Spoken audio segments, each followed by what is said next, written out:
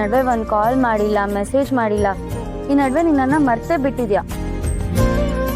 ಇವಾಗ ಬಂದಾಗಿಂದ ನೋಡ್ತಾ ಇದ್ದೀನಿ, ಸರಿಯಾಗಿ ನನ್ನ ಜೊತೆ ಮಾತು ಆಡ್ತಾ ಇಲ್ಲ. ಜಾನು, ಅದು ಮನೆಯಲ್ಲಿ ಒಂದು ಸಮಸ್ಯೆ ಆಗೋಗಿದೆ ಕಣೆ. ಏನಾಯ್ತಕ್ಕ?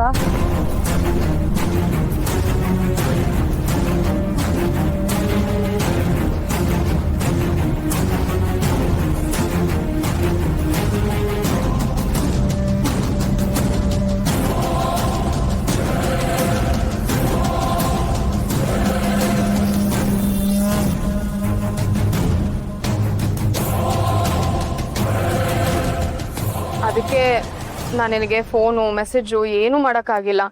ಸಾರಿ ಜಾನು. ನೀನು ಹೇಗಿದ್ಯಾ? ನಾನು ಚೆನ್ನಾಗೇ ಇದ್ದೀನಿ ಕಣೆ.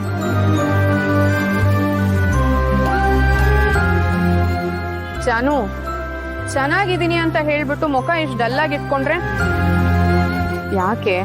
ಏನಾಯ್ತು? ಏನಿಲ್ಲ ಕಣೆ, ನಾನು ನಿಜವಾಗ್ಲೂ ಚೆನ್ನಾಗಿದ್ದೀನಿ. ನೋಡು, ಮತ್ತೆ ಅದನ್ನೇ ಹೇಳ್ತಿದ್ಯಾ. ಜಾನು ಅಂದ್ರೆ ಯಾವಾಗ್ಲೂ ನಗ್ನಗ್ತಾ ಇರ್ಬೇಕು. ನೀನ್ ಯಾವತ್ತೂ ಹೀಗೆ ಡಲ್ಲಾಗಿರೋದನ್ನ ನಾನು ನೋಡೇ ಇಲ್ಲ. ನಿಜ ಹೇಳು, ಜಯಂತ್ ಅವ್ರ ಮನೆಗೆ ಹೋಗಾದ್ಮೇಲೆ ಮತ್ತೆ ಏನಾದ್ರೂ ಸಮಸ್ಯೆ ಆಯ್ತಾ? ನಂಗೇನ್ ಸಮಸ್ಯೆ ಆಗುತ್ತೆ ಅಕ್ಕ, ಅವ್ರು ನನ್ನ ತುಂಬಾ ಚೆನ್ನಾಗಿ ನೋಡ್ಕೋತಾ ಇದಾರೆ. ಅದು ವಾಪಸ್ ಬಂದ್ಮೇಲಂತೂ ಡಬಲ್ ಕೇರ್. ನನ್ಗೇನ್ ಸಮಸ್ಯೆ ಆಗುತ್ತೆ ಹೇಳು? ನೀವಿಬ್ರು ಹೀಗೆ ಖುಷಿಯಾಗಿದ್ರೆ ಅಷ್ಟೇ ಸಾಕು ಕಣೆ. ಅಯ್ಯೋ, ನನ್ ವಿಷಯ ಇರ್ಲಿ ಬಿಡು. ನೀನ್ ಹೇಳು, ಈಗ ನೀನು ನಿಮ್ಮ ಅತ್ತೆ ಮನೆಗೆ ಹೋಗಿದ್ಯಲ್ವಾ, ಅಲ್ಲೇನು ಸಮಸ್ಯೆ ಇಲ್ವಾ ನಿನ್ಗೆ? ಸಮಸ್ಯೆ ಇಲ್ಲದೆ ಇರುತ್ತಾ? ಅದೆಲ್ಲ ಇದ್ದಿದ್ದೆ ಜಾನು. ಆದ್ರೆ ಅದ್ರ ಬಗ್ಗೆ ಜಾಸ್ತಿ ಯೋಚನೆ ಮಾಡ್ಕೊಂಡು ನಾನು ತಲೆ ಕೆಡ್ಸ್ಕೊಳಕ್ ಹೋಗ್ತಿಲ್ಲ. ನಂದೇನ್ ಕೆಲ್ಸ ಇದೆಯೋ ಅದನ್ನ ಮಾಡ್ಕೊಂಡು ಹೋಗ್ತಾ ಇದೀನಿ ಅಷ್ಟೇ. ಹಾಗಾದ್ರೆ ಅವ್ರಿನ್ನೂ ನಿನ್ನ ಸೊಸೆ ಅಂತ ಒಪ್ಕೊಂಡಿಲ್ವಾ? ಅವ್ರು ಯಾವತ್ತೂ ನನ್ನನ್ನ ಸೊಸೆ ಅಂತ ಒಪ್ಕೊಳ್ಳಲ್ಲ ಜಾನು. ಒಪ್ಕೊಳ್ಳೋ ಹಾಗಿದ್ದಿದ್ರೆ ಹೆತ್ತ ಮಗನ್ನೇ ಮನೆಯಿಂದ ಹೊರಗೆ ಹಾಕ್ತಿದ್ರ ಹೇಳು? ಅವ್ರಿಗಿನ್ನೂ ನನ್ನ ಮೇಲೆ ಕೋಪ ಇದೆ ಅನ್ಸುತ್ತೆ. ಅದೆಲ್ಲ ಬಿಡು, ಇದ್ದಿದ್ದೆ. ಮತ್ತೆ ಇನ್ನೇನ್ ಸಮಾಚಾರ?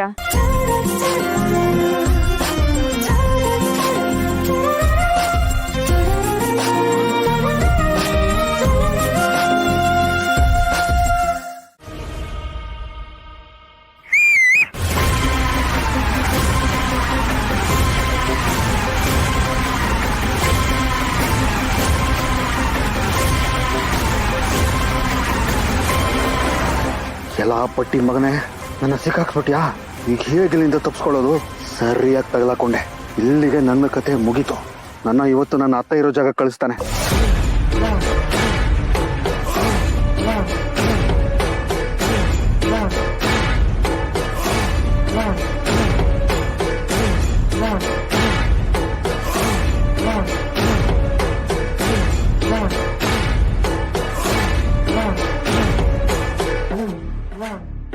ಬಿಡಿರೋ.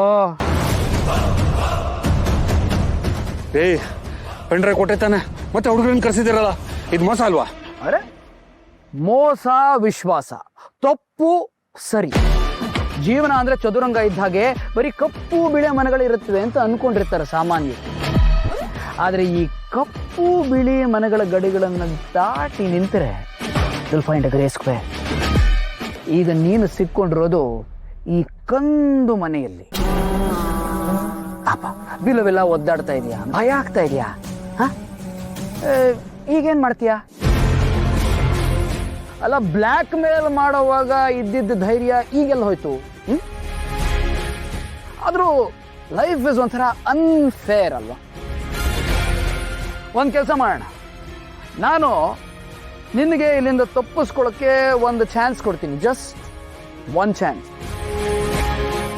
ನಾನು 3 ಎಣಿಸೋದ್ರೊಳಗೆ ನಿನಗೇನಾದರೂ ಈ ಕೀನ ನನ್ನ ಕೈಯಿಂದ ಇಸ್ಕೊಂಡು ಓಡ್ ಹೋಗಕ್ಕಾದರೆ ಇವತ್ತಿಗೆ ನಿನ್ನ ಭೇಟಿ ಮುಗೀತು. ಆದರೆ ನೀನು ಕೀ ತಗೊಳಕ್ಕಾಗಲಿಲ್ಲ ಅಂದರೆ ಆಟ ಮುಗೀತು. ತಗೋತೀಯಾ? ಬಿಡ್ರೋ ಕೈನಾ? 1, ನೀನು ತುಂಬಾ ಟ್ಯಾಲೆಂಟೆಡ್ ಮನುಷ್ಯ. 2, ನೀನು ಇಷ್ಟು ದಿವಸ ನನಗೆ ಮುಖಾನೂ ತೋರಿಸ್ತೆ, ನನ್ನ ಆಟ ಆಡಿಸ್ತವನು. 3 ಆಗೋಯ್ತಲ್ಲ. ಅರೆ, ಕೀ ತಗೊಳಕ್ಕೆ ಆಗ್ಲಿಲ್ಲ, ಈಗೇನ್ ಮಾಡ್ತೀಯ? ಹೌದೌದು, ಸರಿಯಾಗಿ ಹೇಳಿದ್ರಿ ರೀ. ಗಾಯಕ್ಕೆ ಔಷಧಿ ಹಚ್ತೀನಿ, ಆಮೇಲೆ ಡಾಕ್ಟರ್ ಹತ್ರ ಹೋಗೋಣ ಬನ್ನಿ. ವೀಣಾ ಅವನು ಸ್ವಲ್ಪ ನೋಡ್ಕೊಳಮ್ಮ, ಆಮೇಲೆ ಅವನು ಊಟಕ್ಕೆ ಕರ್ಕೊಂಡು ಬಾ. ಹಾ ಮಾವ, ಬನ್ನಿ.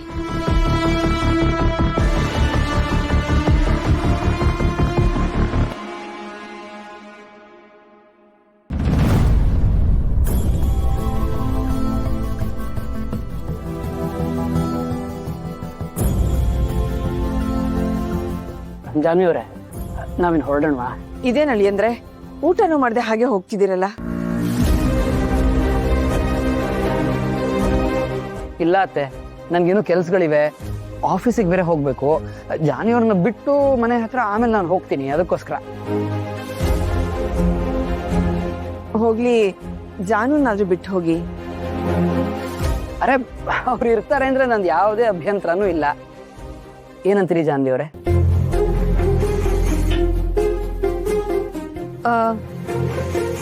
ನಾನು ನಿಮ್ಮ ಜೊತೆನೆ ಬರ್ತೀನಿ ರೀ. ನಾನು ಇಲ್ಲೇ ಉಳ್ಕೊಂಡ್ರೆ ಅವ್ರಿಗೆ ಊಟ ತಿಂಡಿ ಎಲ್ಲ ಮಾಡ್ಕೊಡೋರು ಯಾರು ಅಂತ. ಓಹೋ, ನೋಡಿದ್ರ ಅತ್ತೆ, ಇಷ್ಟ ದಿನ ಜಾನು ಇಲ್ಲೇ ಇರ್ತೀನಿ ಅಂತ ಹೇಳ್ತಿದ್ದವಳು ಈಗ ಜಯಂತ್ ಅವ್ರು ಕರೆದ ತಕ್ಷಣ ಹೋಗ್ತೀನಿ ಅಂತ ಹೇಳ್ತಿದ್ದಾಳೆ. ಇದ್ರಲ್ಲೇ ಗೊತ್ತಾಗುತ್ತೆ ಜಯಂತ್ ಅವ್ರನ್ನ ಬಿಟ್ಟು ಜಾನುಗ್ ಇರಕ್ಕಾಗಲ್ಲ ಅಂತ.